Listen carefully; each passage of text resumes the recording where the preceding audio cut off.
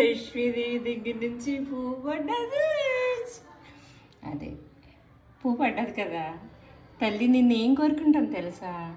పిల్లలు ఏదో కారులో తిప్పాలో, ఫ్లైట్లో తిప్పాలో, ఏసీ రూమ్లో ఉంచాలో, కాకపోతే ఏదేదో చేసేయాలనో కాదు కదా.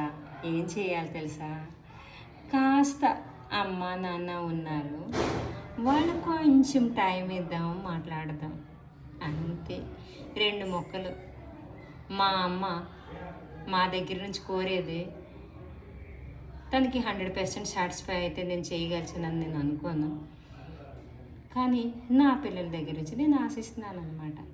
ఇంతటితో నేను సెలవు తీసుకుంటున్నా.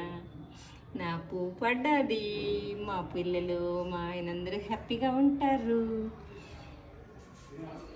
అమ్మ ఫోటోకి 3 రోజులైంది, మిస్ అయ్యా. మరి లేదు, చూసాను, దండం పెట్టాను. ఓకే.